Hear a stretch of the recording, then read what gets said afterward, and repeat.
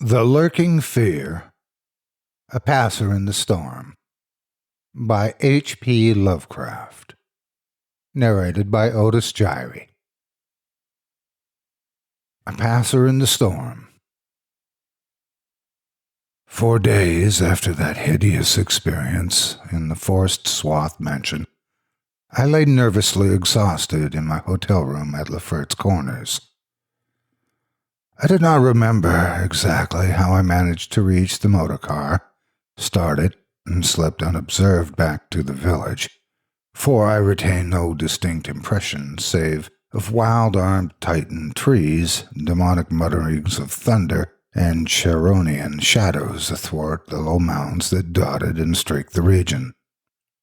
As I shivered and brooded on the casting of that brain-blasting shadow, I knew that I had at last pried out of the earth's supreme horrors one of those nameless blights of outer voids whose faint demon scratchings we sometimes hear on the farthest rim of space, yet from which our own finite visions has given us a merciful immunity. The shadow I had seen, I hardly dared to analyze or identify. Something had lain between me and the window that night, but I shuddered whenever I could not cast off the instinct to classify it. If it had only snarled, or bayed, or laughed titteringly, even that would have relieved the abysmal hideousness. But it was so silent. It had rested a heavy arm or foreleg on my chest. Obviously, it was organic, or had once been organic. Jan Martens, whose room I had invaded, was buried in the graveyard near the mansion. I must find Bennett and Toby, if they lived. Why had it picked them and left me for the last? Drowsiness is so stifling, and dreams are so horrible. I had already decided not to abandon the quest for the Lurking Fear, for in my rash ignorance it seemed to me that uncertainty was worse than enlightenment, however terrible the latter might prove to be. Accordingly, I resolved in my mind the best course to pursue, whom to select for my confidences in how to track down the thing which had obliterated 2 men and cast a nightmare shadow. My chief acquaintances at Lefferts Corners had been the affable reporters, of whom several still remained to collect final echoes of the tragedy.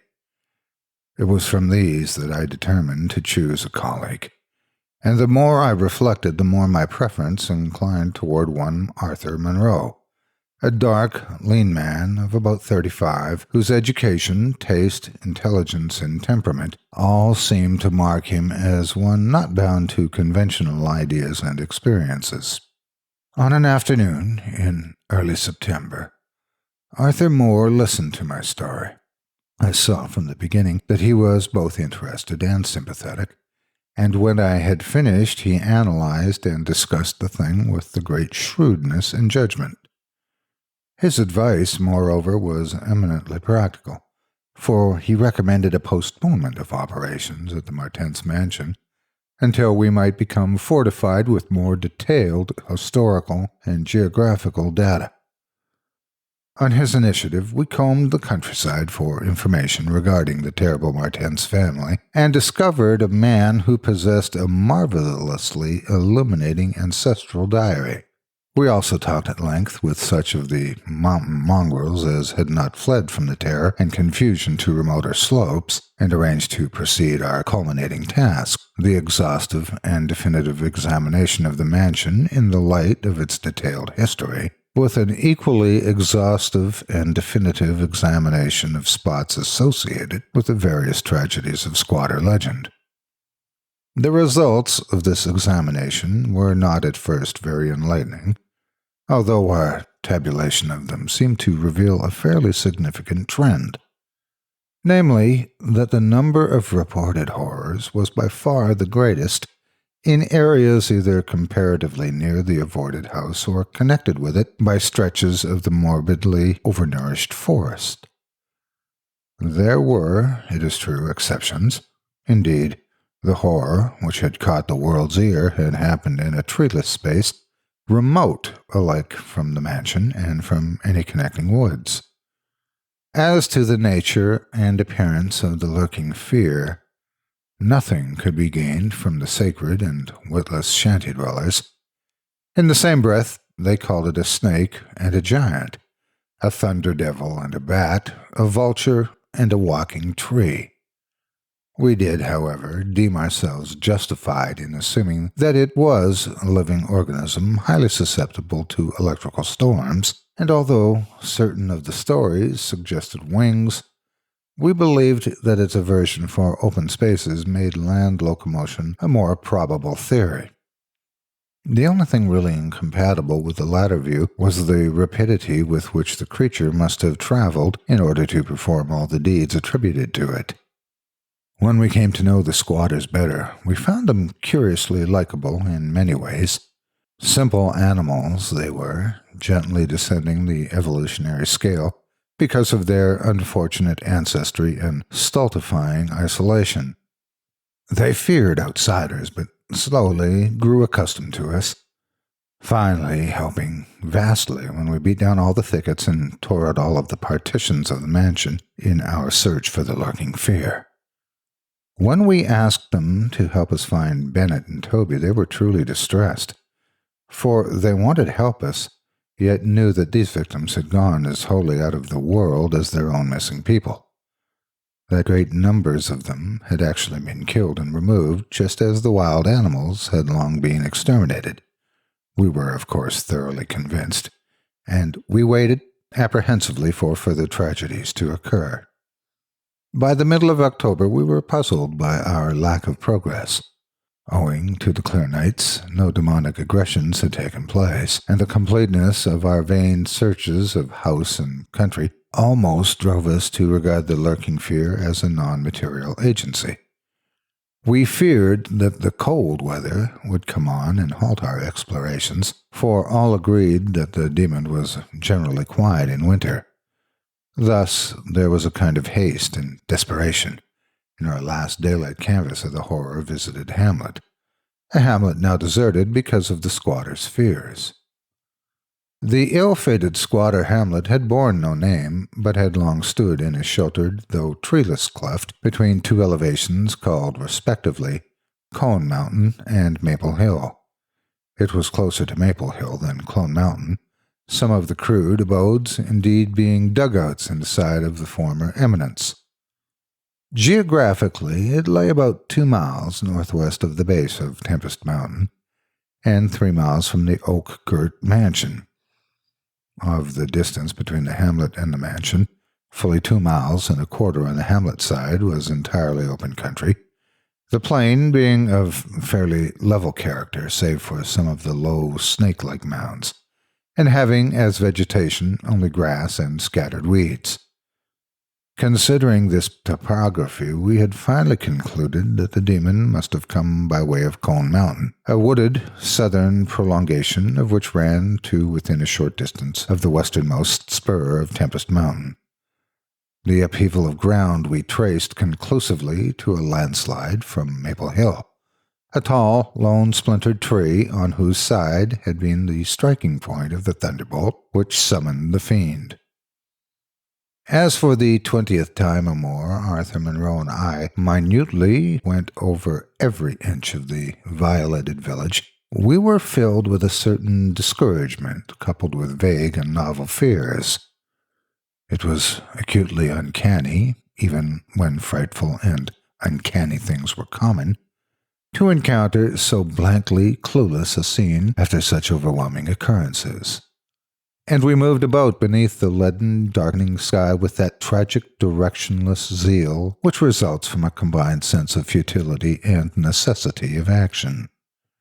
Our care was gravely minute. Every cottage was again entered, every hillside dugout again searched for bodies, every thorny foot of adjacent slope again scanned for dens and caves, but all without result. And yet, as I have said, vague new fears hovered menacingly over us, as if giant bat-winged griffins squatted invisibly on the mountain tops and leered with Abaddon eyes that had looked on transcosmic gulfs. As the afternoon advanced, it became increasingly difficult to see, and we heard the rumble of a thunderstorm gathering over Tempest Mountain. This sound in such a locality naturally stirred us, though less than it would have done at night. As it was, we hoped desperately that the storm would last until well after dark, and, with that hope, turned from our aimless hillside searching toward the nearest inhabited hamlet to gather a body of squatters as helpers in the investigation. Timid as they were, a few of the younger men were sufficiently inspired by our protective leadership to promise such help. We had hardly more than turned, however, when there descended such a blinding sheet of torrential rain that shelter became imperative. The extreme, almost nocturnal darkness of the sky caused us to stumble sadly, but guided by the frequent flashes of lightning and by our minute knowledge of the hamlet, we soon reached the least porous cabin of the lot, an heterogeneous combination of logs and boards, whose still existing door and single tiny window both faced Maple Hill. Barring the door after us against the fury of the wind and rain, we put in place the crude window shutter which our frequent searches taught us where to find. It was dismal, sitting there on rickety boxes in the pitchy darkness, but we smoked pipes and occasionally flashed our pocket lamps about. Now and then we could see the lightning through the cracks in the wall. The afternoon was so incredibly dark that each flash was extremely vivid. The stormy vigil reminded me shudderingly of my ghastly night on Tempest Mountain. My mind turned to that odd question which kept recurring ever since the nightmare thing had happened, and again I wondered why the demon, approaching the three watchers either from the window or the interior, had begun with the man on each side and left the middleman till the last, when the Titan fireball had scared it away. Why had it not taken its victims in natural order, with myself second, from whichever direction it had approached? With what matter of far-reaching tentacles did it prey? Or did it know that I was the leader and save me for a fate worse than that of my companions? In the midst of these reflections, as if dramatically arranged to intensify them, there fell nearby a terrific bolt of lightning, followed by the sound of sliding earth. At the same time, the wolfish wind rose to demonic crescendos of ululation. We were sure that the lone tree on Maple Hill had been struck again, and Munroe rose from his box and went to the tiny window to ascertain the damage. When he took down the shutter, the wind and rain howled deafeningly in, so that I could not hear what he said, but I waited while he leaned out and tried to fathom nature's pandemonium. Gradually, a calming of the wind and dispersal of the unusual darkness told of the storm's passing. I had hoped it would last into the night-dale by quest, but a furtive sunbeam from a knothole behind me removed the likelihood of such a thing. Suggesting to Munroe that we had better get some light, even if more showers came, I unbarred and opened the crude door. The ground outside was a singular mass of mud and pools, with fresh heaps of earth from the slight landslide. But I saw nothing to justify the interest which kept my companions silently leaning out of the window. Crossing to where he leaned, I touched his shoulder, but he did not move. Then, as I playfully shook him and turned him around, I felt the strangling tendrils of a cancerous horror whose roots reached into illimitable pasts and fathomless abysms of the night that broods beyond time. For Arthur Munroe was dead, and on what remained of his chewed and gouged head there was no longer a face.